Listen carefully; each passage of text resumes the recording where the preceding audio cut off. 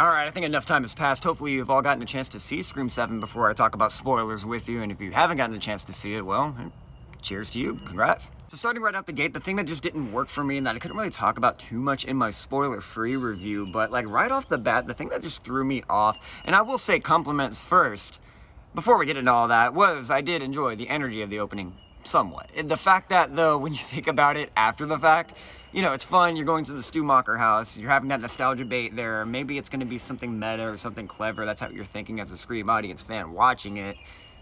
But then those characters and that opening kill scene have nothing to do with the rest of the story, like, whatsoever. Like, it doesn't even make sense as to why, after the motive is revealed, why the killer would be there in the first place.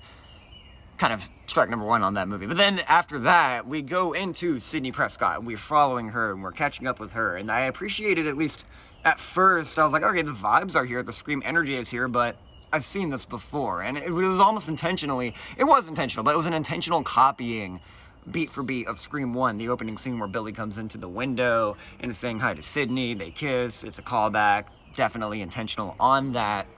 And what I like about Scream, at least what it used to do, is that Scream series, whenever it was kind of doing that, it would still follow it up with something clever after the fact of that beat. Like, it would be like, all right, the movie's commentating on reacting stuff. The movie's commentating on what fandom expects. Kind of like Scream 5 did, in my opinion. But, like, this movie kind of feels like it's one of those things where it does that just for the sake of doing it, but then it uses the fact that, oh, we're self-aware as an excuse to do it, as an excuse to repeat the same shit. Like, when I talk about character assassination for Sidney Prescott, I don't ever buy the fact that she would never prepare her daughter for the dangers that could possibly be from Ghostface. Like, if you look at it just in the series rules alone, Sidney Prescott showed up for people barely related to her, gun-loaded, ready to go, ready to fuck shit up in Scream 5. She meant business for the limited screen time she was in there, which made her feel more like Sidney. Again, showing up for people that were related to people not even blood related to her. She showed up more for that, but she can't teach her daughter to use a gun. What? I'll just say, Laurie Strode in Halloween, if we're going by the 2018 movie canon, had more reaction and prep time and more energy to do so off of one interaction with Michael Myers compared to the 6, or in this case 5 interactions that Sidney's had with Ghostface. I get one could argue that's the point of the movie. It's her arcing into being the Sidney Prescott we know and love again. I just didn't buy how she regressed already when you have a movie 2 movies ago telling us she's still prepped and ready. Where did that gun go that she literally brought in Scream 5? It just bothered me so much because I'm like, you could have saved an hour of runtime and just had the daughter be badass and then have the fact that she has to arc into taking care of her own and then have Sidney doing the same. Like, that could have really worked, but the whole time you're just waiting for Tatum to do fucking anything. And it doesn't line up with Sidney's character whatsoever. She's like, oh, I want you to be strong. I want you to be willing. Like her, just be strong. Which is why I never taught you to use a gun or how to defend yourself against Ghostface. And I think a lot of the emotional crux of this arc could have been really well done if we just focused more screen time on it. But as it stands, this movie introduces so many fucking characters that at a point you're just like, why did we have to learn a new group of teenagers? Why did we have to be reintroduced to a new group of people to introduce like almost like a reboot within the sequel at the same time? Like, I didn't appreciate that. Like, I get it, you're introducing characters to be cannon fodder for Ghostface. I would argue that the other Scream movies, though, did a great job at developing the characters to feel like their own people before we got to the kill stuff. So when the kill stuff went down, it was fun, but it was also intense because you knew the characters. I don't know the names of anybody in this, and the movie doesn't really care to spend time developing them. Like, if you have time with the new characters, a lot of it is spent just to be comedic relief. A lot of the new teenagers are here just to kind of be funny. And that's all they amount to the story. Like, you don't really feel the emotional impact of Tatum losing her friends, which is ironic because she's named after a character that you do feel the emotional impact and loss of in the first Scream movie with a much less abrasive cast. It's a lot more focused. You had about like 5 to 6 teenagers that you just really honed in on and focused on to get their development before the shit went down. This movie tries so hard to be a character piece for Sidney, but it forgets to add the character in there to tackle it. Just introducing a concept and then skipping to the end to have them get over it, you miss all the development. Like, I never felt Sidney arc into, oh, that's why I never taught you anything. I wanted you to be strong. Those two messages don't conflict well. Like, they don't mesh well together. If anything, they just conflict. Maybe Sidney, Tatum, and Gale could have been a strong trio that we really spent time with throughout this movie to really feel that emotional hook, especially with Gale, who we've never really gotten time with her actually mourning Dewey. She brings it up from time to time, but we never actually get to spend time with her to make her feel breathed in and believable, like a believable character. Gale in this movie feels like pure fan service. She shows up like an Avengers cameo, and it's kind of cheesy. Like, it's funny in the moment. It's like, okay, you ran over a Ghostface that we all know is a fake out because it's gonna be AI. Crazy if I could predict that. Oh wait, I did. Clever, I guess. Cool job, topical. If you actually elaborated on that some more. That's the thing about the AI message in this movie. I didn't find it clever or like off-putting whatsoever. I just found it kind of silly because I felt like it was written by someone who doesn't get how AI fully works yet. A lot of the AI in this movie is so advanced to the point where you're like, come on. But even I could spot an AI video, like Stu Macher's center frame, just sitting there looking all off-kilter and weird. Like, it was kind of predictable from minute one. Don't get me wrong, I appreciate AI commentary. Fuck AI, anti-AI all the way on my end. But this movie, I never felt smoothly work that into a message or smoothly work that into a kill reveal. Maybe if the actual Ghostface killers were interesting, the AI could have backed it up. But oh my god. I said in my spoiler-free video that the Ghostface killer reveals in this were like less interesting than Palpatine himself coming back. Yeah, I still hold to that. Like, thinking about the movie, it didn't get better. Like, who are these people? A couple of comments in my spoiler-free video pointed out, I was like, I think the ending was rewritten and reworked a bit and retooled because it does not feel relevant to the rest of the movie we were setting up. Like, a lot of the moments in the Ghostface killer reveal specifically felt so ham-fisted and forced. The exposition is so long-winded that by the time she finished her rant about why she was after Sydney, I was sitting there in the audience like, whole explanation is that apparently she was a big fan of Sidney Prescott. Then Sidney Prescott gave her this idea to take out her own abusive husband, which inspired her. Then after that, apparently she followed Sidney around, stalked her enough as an inspirational figure, then saw she didn't go to New York in Scream 6, which made her not seem like the Sidney we know and love, so that pissed her off enough to kill her inspiration.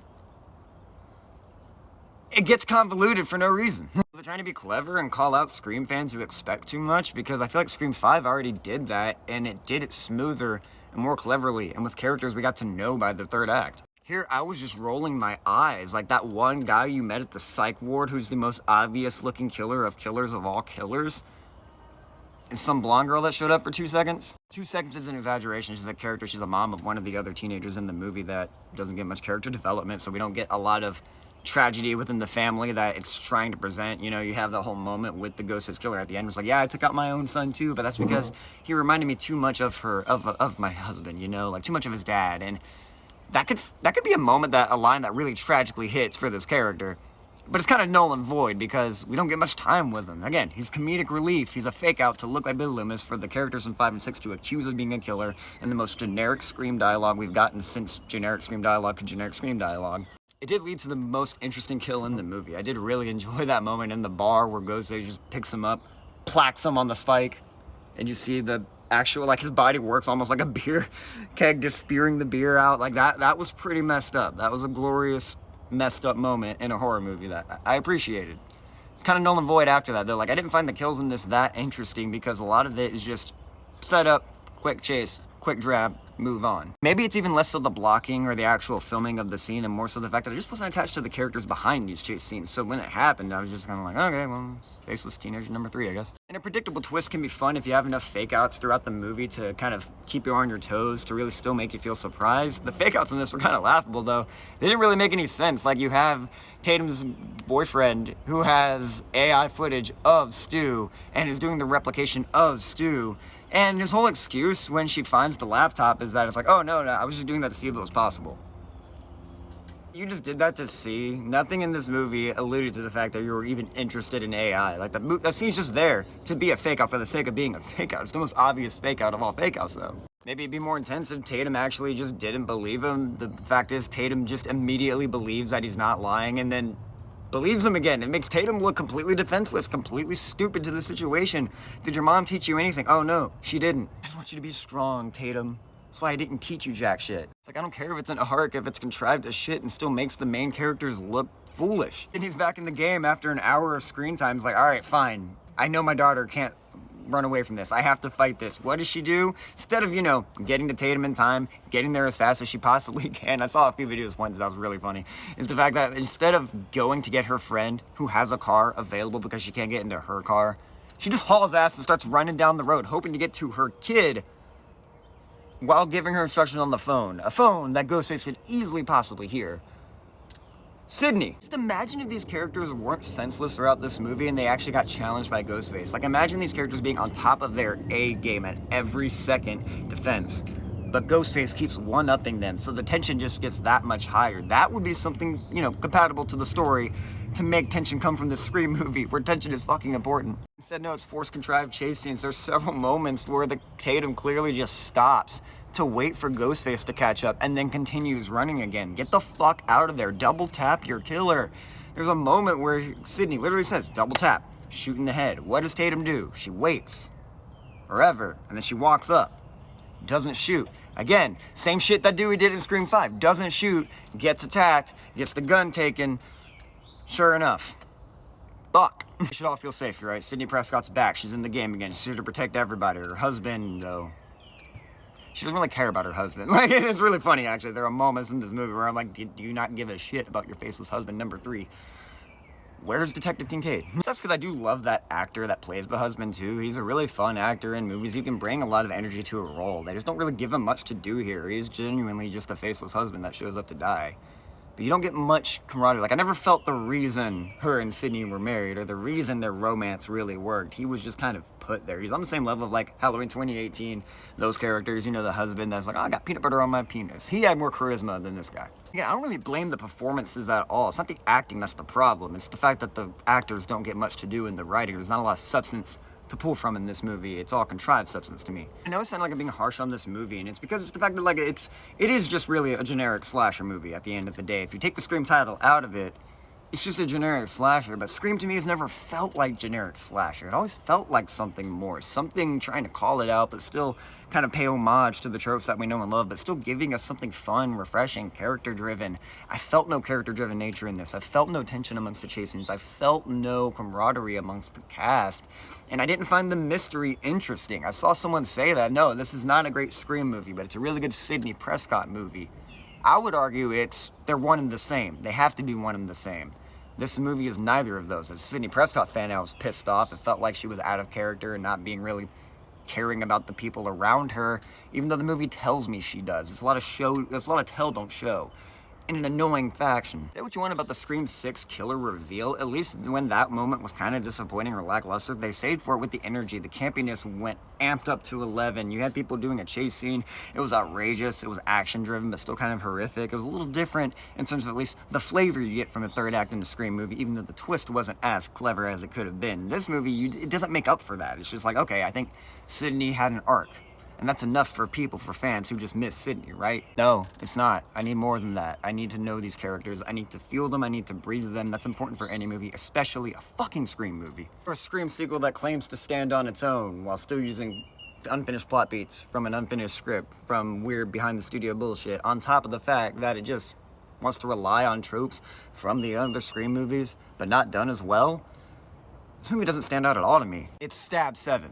That's what this movie is. It should be called Stab, not Scream. Scream 7 is the embodiment of what Stab in the Scream series is. The series has become Stab. It's become the snake eating its own tail. It's become the own self-parody of itself. And it just kind of sucks to see that, in my opinion. The franchise used to be untouched, untopped to me for horror. Damn it. I mean, who we're kidding? It's all self-inflicted. Like, they didn't have to do this. They just decided to play studio politics, fire their actor. Here we are. And no, that's not coming from a political bias on my end. It's coming from the fact that's just what the fuck happened. If you have eyes and you read online, you can see it. Opinions in that case doesn't matter. They fired her, it was wrong, it was factually wrong, and that's just a fact. And removing that bias outside of that, the movie still didn't deliver regardless. Guys, Scream 7 is easily, in my opinion, the worst of the franchise. Not as good as any of the other Scream sequels, not even by a clear margin. Like, just, no. Glad you enjoyed it if you did. Not gonna attack you for that. It's just my... Did you guys enjoy Stab 7, and are you excited for Scary Movie 6? Thank you for watching Scatterbrain Reviews. I'm tired. Goodbye.